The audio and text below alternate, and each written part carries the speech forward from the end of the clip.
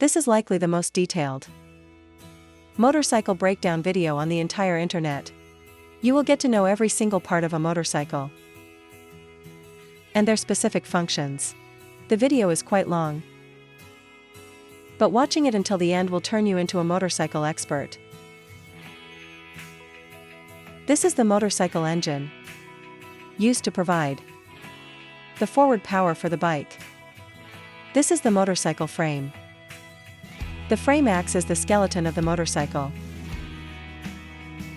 This is the ignition coil. The ignition coil is a very important and easily damaged component.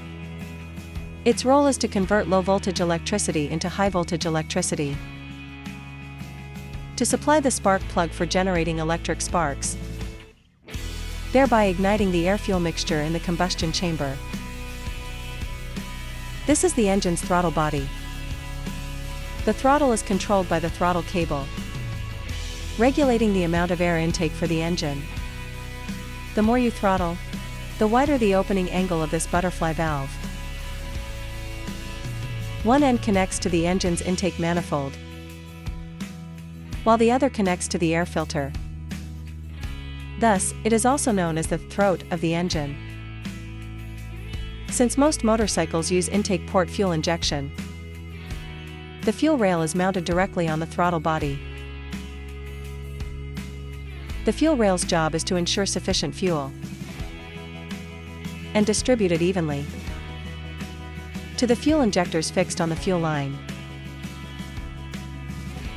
It can precisely spray gasoline into the intake port for combustion.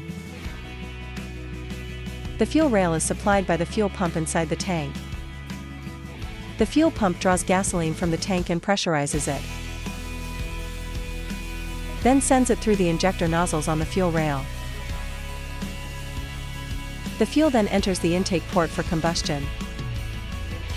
This large black box is called the air cleaner, containing the air filter element inside. It has many more functions than you might imagine.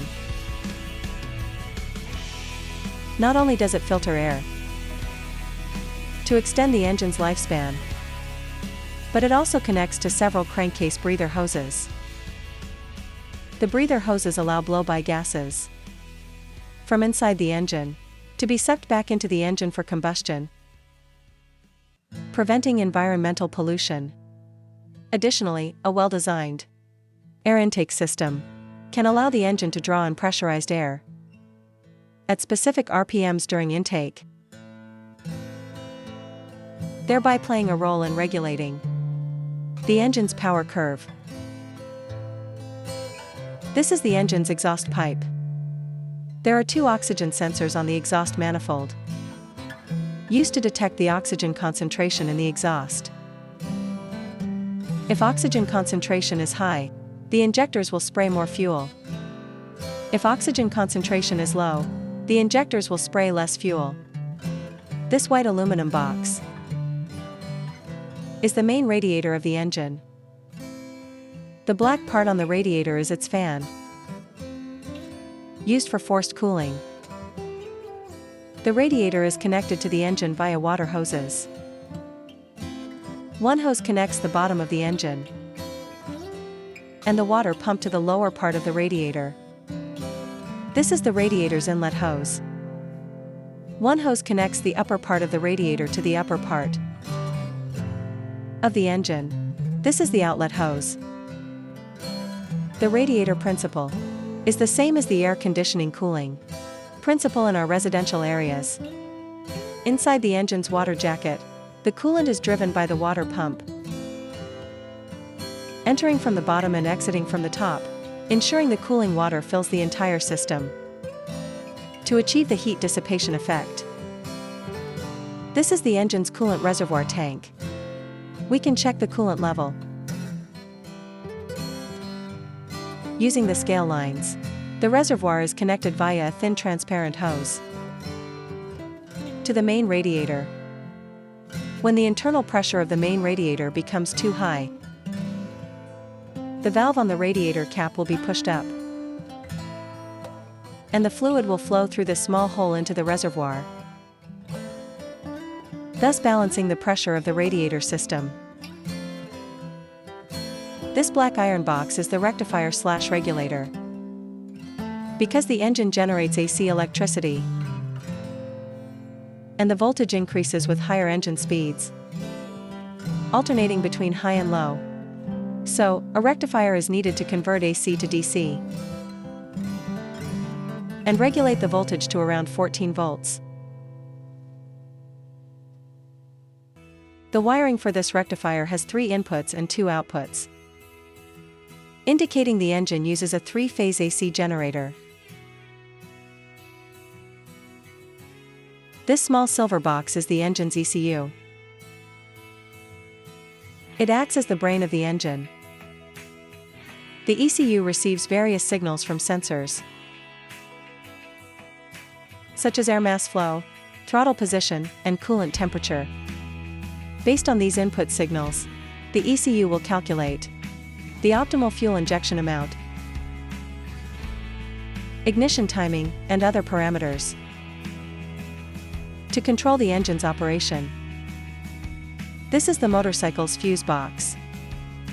Inside are fuses and relays. Its function is to protect the circuit and electrical equipment. When a short circuit occurs or the current is too high, the fuse will blow to cut off the circuit, thereby protecting other electrical components from being damaged by excessive current. This man in blue clothes, who looks a bit handsome,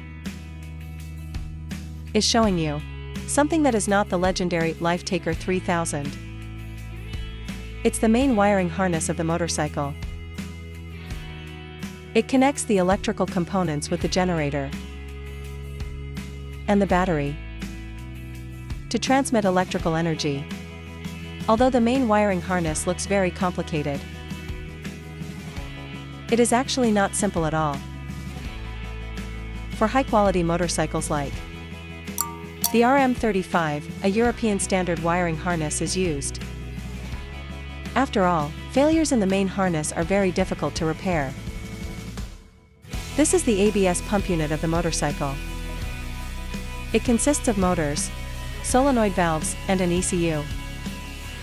The ECU receives angular velocity signals of the front and rear wheels from ABS sensors. By calculating the rate of change in angular velocity, which is the angular deceleration, it determines whether the wheels are locked. Once the front or rear wheel locks up, the ECU sends a signal to the solenoid valve to automatically release the brake for you.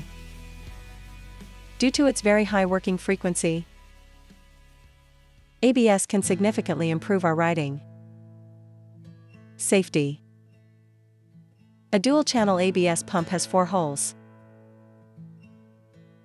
The larger holes correspond to brake lines coming from the calipers. The smaller holes correspond to brake lines coming from the master cylinders. Brake fluid pressure is readjusted through the ABS pump unit in this way. This is the single-sided swing arm assembly. It looks complex, and it is actually not simple at all. This is the eccentric hub of the single-sided swing arm. The chain will stretch after long-term use. If the stretched chain isn't ready to be discarded, the eccentric hub can be used to adjust the axle distance to barely maintain its life. There are 3 bearings inside the hub. 2 ball bearings are responsible for the sprocket side load, and 1 needle roller bearing handles the rear wheel load. Due to the complex forces on a single-sided swing arm, the lifespan of the needle bearing on the sprocket side is relatively short. It requires regular maintenance. What are being installed now are: this metal tube is the rear brake fluid line, and this black wire is the ABS sensor wire. This black rubber piece is the chain slider. It is used to prevent direct contact between the chain and the swing arm. This is the spindle of the single-sided swing arm. One side is used to mount the brake disc and caliper, and the other side is for the rear wheel and sprocket carrier. The 6 round objects on the sprocket are the sprocket cush drive rubbers, used to buffer the power transmitted from the engine via the chain, making the motorcycle ride more comfortably and extending its lifespan. The black spline shaft fixed on the sprocket carrier has internal splines. These splines match the splines on the main spindle of the swing arm, fitting together to ensure the power from the sprocket can be effectively transmitted to the rear wheel through the spindle. There is a locking nut on the hub cover with an anti-loosening snap ring. As long as this overall structure is not damaged, we don't have to worry about the rear wheel of the single-sided swing arm falling off. Similarly, the rear wheel installation must also include a locking nut and a safety clip. This is the triple tree of the motorcycle. This structure is really too simple, and the installation is also quite easy. These 2 bearings are the key to the motorcycle's smooth steering. Finally, the brakes, shock absorbers, tires, and fairings. I assume everyone is familiar with these parts, so I won't go into excessive detail. I originally intended for this episode to be an assembly video, but due to my mistake, I didn't coordinate well with my assistant, leading to an incorrect assembly sequence.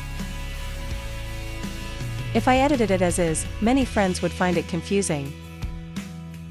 Therefore, I temporarily changed the focus of the program.